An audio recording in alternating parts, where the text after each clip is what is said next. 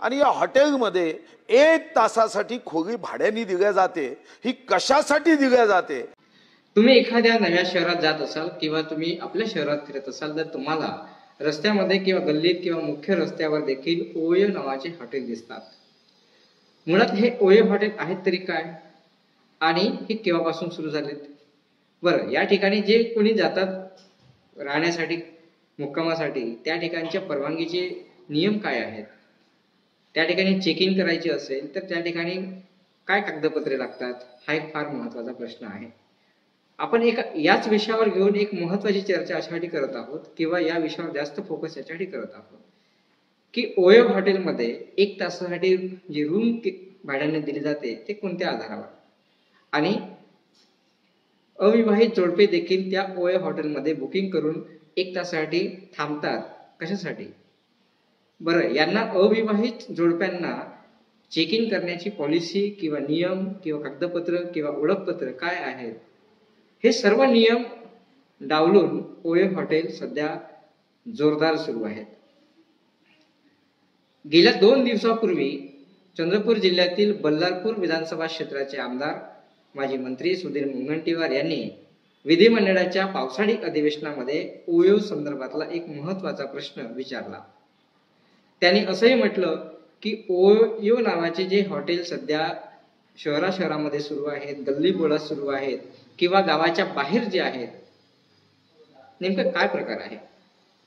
त्यांनी ओयोच्या हॉटेलच्या बुकिंग संदर्भात किंवा त्याच्या परवानग्यांसंदर्भात थेट गृहराज्यमंत्र्यांना अभ्यास करण्याचा सल्ला दिला। मग ओयो हॉटेल नेमके कोणाच्या परवानगीने सुरू आहेत? परवानगी देताना काय नियमावली आहे? ज्या क्षेत्रामध्ये ते निर्माण झालेले आहेत, आज शहरच सोडा, तुम्ही ग्रामीण भागात जरी गेलात ते एखाद्या गावामध्ये सुद्धा ओयो नावाचं पाटी दिसते। एखादी टोलेजंग इमारत एखाद्याच्या घरी असेल आणि त्याच्यामध्ये 4-5 रूम्स त्यांनी तयार केल्या असतील तर ते भाड्याने दिले जातात। मासिक भाडेवर तत्वावर येणारा किरायेदार ठेवण्याच्या ऐवजी तासभरासाठी येणारे जोडपे त्यांना परवडतात, कारण की त्या तासभरामध्ये त्यांना 2000-3000 अशी रक्कम मिळते। ही अल्पावधीत जास्त कमाई करण्याचा एक मूळ साधन समजून अनेक मोठ्या इमारतीच्या मालकांनी आपल्या घराला ओयोचे स्वरूप दिलेले आहे। आता ओयो काय आहे? ओयो एक बुकिंग कंपनी आहे आणि ही बुकिंग कंपनी त्याच्यासोबत तुम्ही करार केल्यानंतर तुमचं ज्या काही रूम्स आहेत त्या भाड्याने दिल्या जातात। त्यासाठी जी ऑनलाईन नोंदणी केली जाते, ऑनलाईन बुकिंग होते। मात्र हे बुकिंग करताना काही नियमावली आहे की नाही आहे? नियमावली आहे। ज्या जोडप्यांचा विवाह झाला असेल त्या जोडप्यांना बुकिंग करताना त्या ठिकाणी त्यांच्या लग्नाचा पुरावा, त्यांचे आधार कार्ड हे सबमिट करावे लागतात किंवा सादर करावे लागतात। मात्र शहरामध्ये किंवा शहराच्या बाहेर एखाद्या मोठ्या खेड्याच्या ठिकाणी देखील ओयो नावाचे जे हॉटेल सुरू झालेले आहेत त्या ठिकाणी कोणतेही कागदपत्र न बघता अविवाहित जोडप्यांना प्रवेश दिला जात आहे। हे तासभरात करतात काय नेमके? हा प्रश्न आहे। या तासभरासाठी जी रक्कम आकारली जाते ती तर वेगळीच गोष्ट आहे, पण नियमबाह्य सुरू असलेल्या हॉटेलवर कोण कारवाई करणार आहे?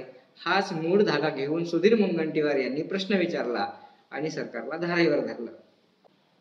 सुधीर मुनगंटीवार यांनी विधिमंडळामध्ये जो प्रश्न विचारला किंवा या हॉटेल संदर्भात ओयो संदर्भातला जो विषय मांडला ते नेमके काय म्हणालेत बघूया या व्हिडिओच्या माध्यमातून। त्यामध्ये अनेक गोष्टी करत असताना एक OYO नावाची एक हॉटेल चेन तयार झाली। अध्यक्ष, मी आता येताना बघितलं की शहराच्या 20-20 किलोमीटर दूर एका निर्जन ठिकाणी OYO, आणि मग मनात शंका आली की हे OYO हॉटेल चेन काय? अध्यक्ष महाराज, ही अतिशय गंभीर बाब सरकारने लक्ष देण्याची आहे की या हॉटेलसाठी कोणत्याही ग्रामपंचायतची परवानगी घेतली जात नाही, कोणत्याही नगर परिषदची परवानगी घेतली जात नाही, कोणत्याही महानगरपालिकेची परवानगी घेतली जात नाही, आणि या हॉटेलमध्ये 1 तासासाठी खोली भाड्याने दिल्या जाते। ही कशासाठी दिल्या जाते? हा एक पोलीस विभागाच्या अभ्यासाचा विषय आहे की OYOच्या माध्यमातून जर 20-20 किलोमीटर मध्ये कोणीच प्रवासी जाऊन राहत नाही। आपण हा व्हिडिओ बघितला आता आणि व्हिडिओ बघितल्यानंतर तुमच्या लक्षात आलं असेल की सत्ताधारी पक्षामधील एक महत्त्वाचे मंत्री राहिलेले आमदार सुधीर मुनगंटीवार यांनी या विषयाकडे गांभीर्याने लक्ष दिलेले आहे. गांभीर्य यासाठी शहराच्या गावकुसाबाहेर अशा प्रकारची गल्लीबोळात असलेली हॉटेल्स, जिथं निर्जन स्थळी असलेले हॉटेल्स कोणासाठी बांधण्यात आले, कोणासाठी सुरू करण्यात आले, नेमकं प्रकार काय चालतो आणि या तासभरात कोणता खेळ चालतो आहे हे बघणे फार महत्त्वाचे आहे. तुमच्याही भागात ओये हॉटेल असेल, तुम्ही लक्ष ठेवा की या ओये हॉटेलमध्ये काय अवैध प्रकार सुरू आहेत. जे अवैध प्रकार सुरू आहेत ते समाज विघातक आहेत, आपल्या संस्कृती आणि परंपरेला धरून नाही आहेत.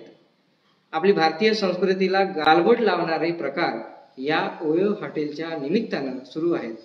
आपण वेळेस सावध झालं पाहिजेत आणि अशा प्रकारच्या प्रकारावर म्हणजे समाज विघातक घटनांवर, अशा कृत्यांवर आळा घालण्यासाठी एक जागरूक नागरिक म्हणून तुम्ही पुढे आले पाहिजेत. धन्यवाद.